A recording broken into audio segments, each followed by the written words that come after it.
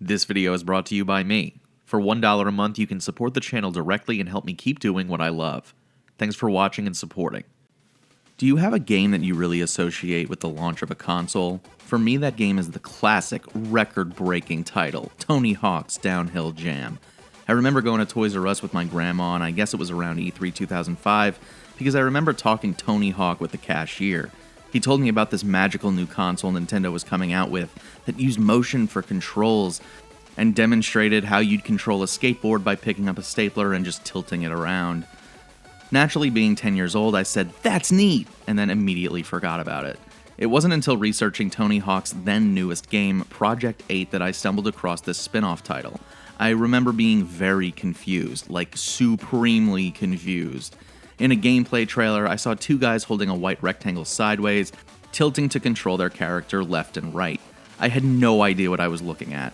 I jumped through a bunch of mental hoops and eventually landed on the idea that this console was only coming out in Japan or Europe, considering I couldn't pronounce the new console's name, Wii.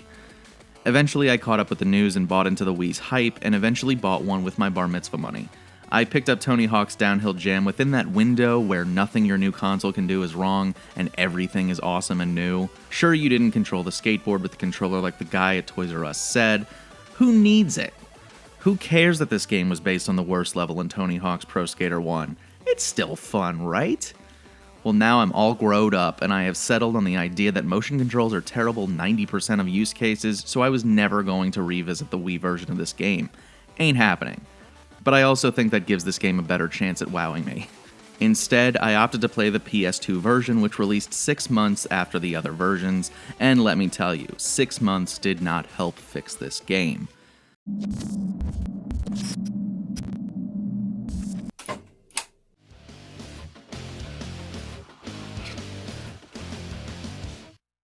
Tony Hawk's Downhill Jam feels like a slapped-together game that features two real-life pro skaters, a bunch of downhill footage that couldn't have taken more than half an hour to shoot, and a broken gameplay system that feels like it's moments away from falling apart at all times. The premise of the game, in my opinion, is actually really good on paper. Take the downhill speed and flow of SSX and inject the satisfying trick system from the Tony Hawk series into it. In execution, however, the game falls short on all fronts. It's close, like really close to actually being good. One major problem is, the main game mode, the Downhill Challenge, becomes more or less of a checklist of things to do to unlock more characters and boards. Since the bulk of characters are unlicensed, you have to settle for the original skaters developed for this game.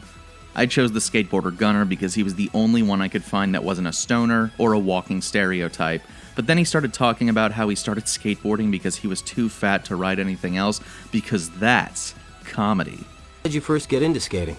Back in the day, I used to have to walk to school, except I was hella fat and couldn't walk very far without getting hella tired. I tried to ride a bike, but I was too fat for that also. And a skateboard was the only thing that I could use to roll to school. All of the downhill challenges essentially start with the racing and then riff on that. If you aren't racing, you're doing time trials or punching civilians, which, yes, is a real game mode.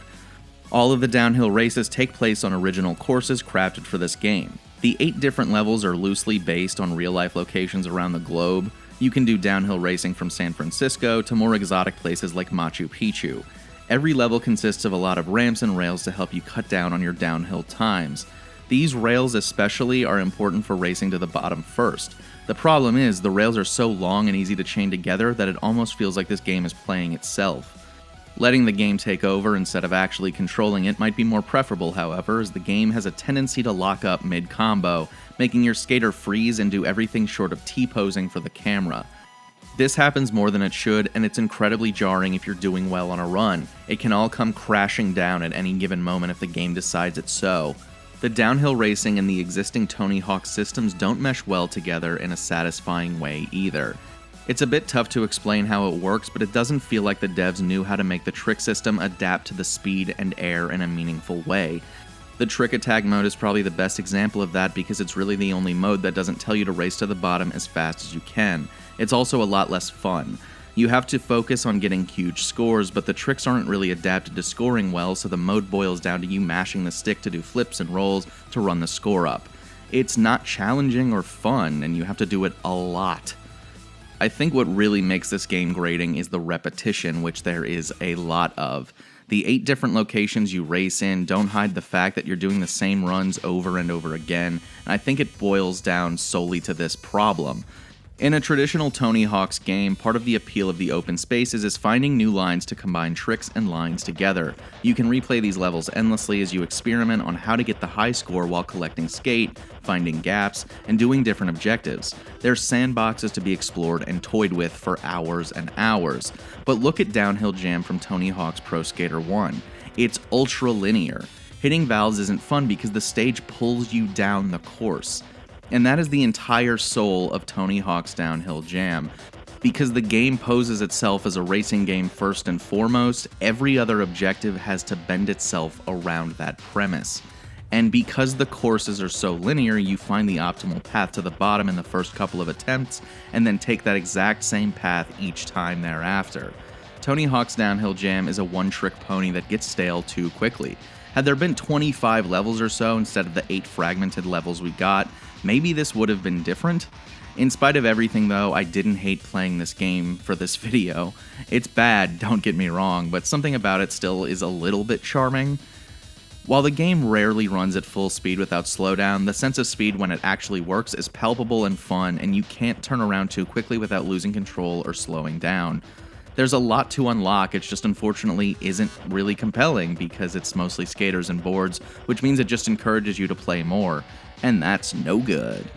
Like I said earlier, Tony Hawk's Downhill Jam started with a good premise, but it doesn't feel like anyone on the team had the time or the care to execute it in a real meaningful way. This game doesn't feel like much more than playing a game for the sake of unlocking a bunch of stuff you'll never actually want to use. Just play SSX instead.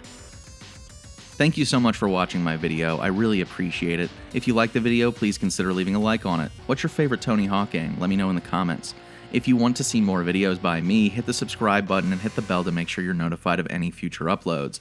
Lastly, if you want to support the channel directly, you can go to my Patreon in the link below. I have tiers starting at $1, and that gets you access to exclusive videos you can't get anywhere else. Lastly, I'd like to thank my higher tier patrons, Andrew Elmore, Andrew Lang, Sebastian Pereira, and 8-Bit Jesus. Thanks again, and see you next time.